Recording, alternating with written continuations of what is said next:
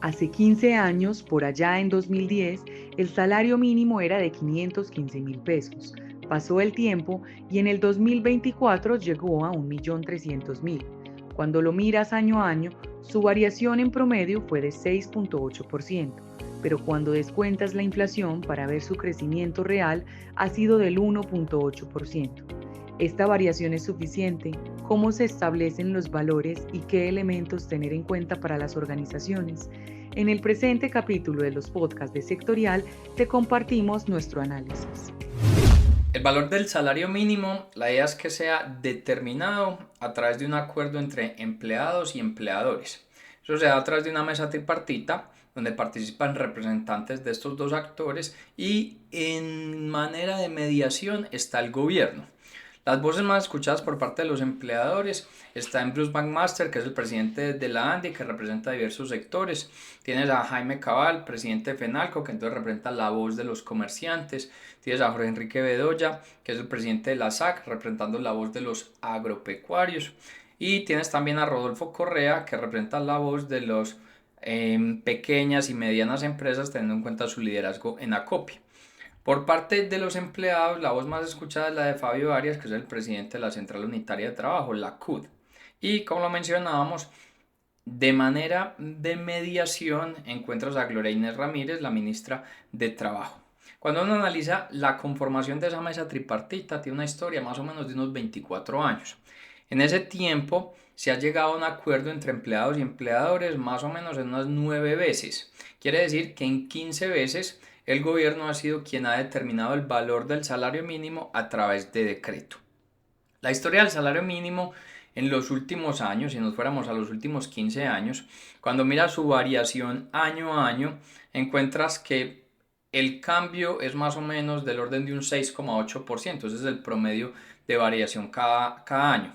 Sin embargo, cuando piensas en crecimiento real, es decir, que a esa variación le restas el nivel inflacionario que se tuvo en el año en el cual fue ajustado el salario mínimo, vas a encontrar que el crecimiento real es del orden del 1,8%.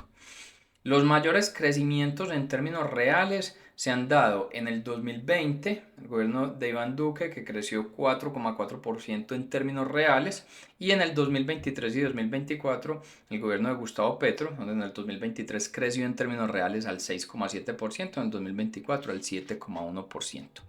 ¿Qué ocurre? Una de las variables importantes para determinar o ser base del salario mínimo tiene que ver con la inflación, pero no es la inflación del año en el que termina siendo ajustado el salario mínimo, sino que es del año anterior. Por ejemplo, en el 2024, la base para determinar un crecimiento del salario que fue del 12,1%, más bien la variación que fue del 12,1%, la base terminó siendo la inflación del 2023, que fue superior al 9%.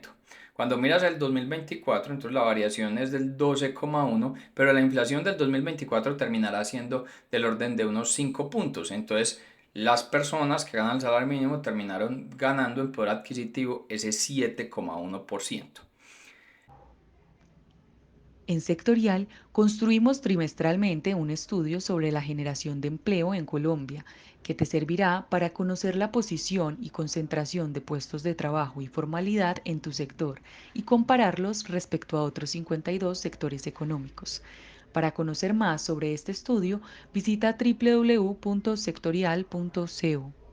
Han existido años que incluso esa variación real termina siendo negativa. Se dio en el 2015 con Juan Manuel Santos de presidente, por allá el salario terminó decreciendo en términos reales al 2,2%.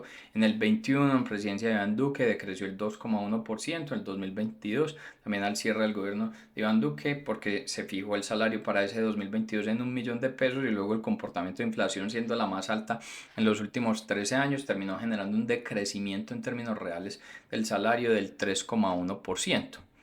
¿Qué ocurre? Si por ejemplo pensáramos en el 2021, cuando el valor del salario mínimo se fijó en 908.526 pesos, esa variación o ese crecimiento entonces tuvo como base la inflación del 2020. La inflación del 2020 fue del 1,6%. Entonces la variación que se dio para el 2021 fue del 3,5%.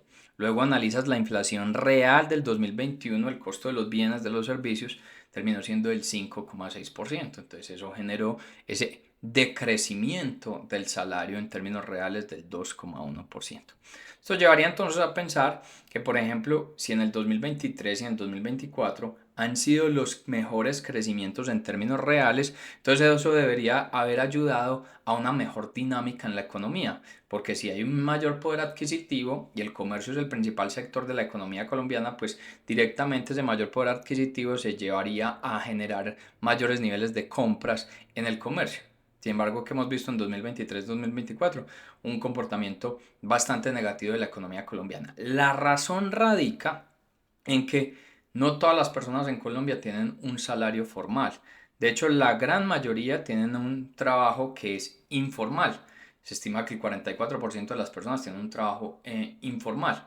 Y adicionalmente, cuando uno analiza estos ajustes del salario mínimo, en la historia en los últimos 10 años no se han dado disminuciones en las tasas de desempleo. Entonces no hay personas que estén capturando ese nivel de salario. Si miras hace 10 años, 2014 tenías un nivel de desempleo del 9,4%. En el 2024 vamos a cerrar un nivel de desempleo del orden del 10,4%.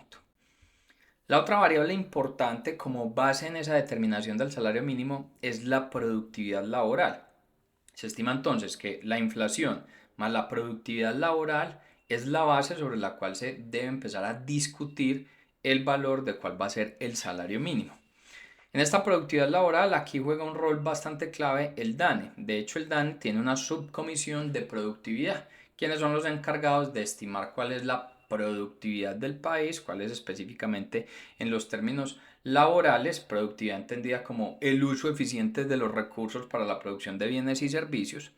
Y recientemente el DANE presentó que la productividad laboral tiene dos datos. Una que se denomina la productividad hora trabajada, donde dan un dato de 3,49%, y un dato de productividad individual por trabajador, donde dan un dato de 1,74%. Sobre esto ha habido varias discusiones, porque varios analistas dicen que es particular que en un momento económico tan difícil como el que está viviendo Colombia se den productividades superiores a 2 o 3 puntos. Independiente de esto, a partir de esos elementos terminan siendo las bases para la definición del salario mínimo, donde poder llegar a una concertación es un reto importante porque tienes que tener en esa mesa o en esas discusiones o en esos análisis qué va a ser lo mejor para el trabajador, cómo incrementarle de manera importante su poder adquisitivo, pero no llevar a que la inflación crezca en nuestro país porque luego su poder adquisitivo no se va a materializar, que adicionalmente no se te generen mayores niveles de incrementos en informalidad y que no destruyas los puestos de trabajo. Confluir esos elementos lleva a la mejor determinación del salario mínimo.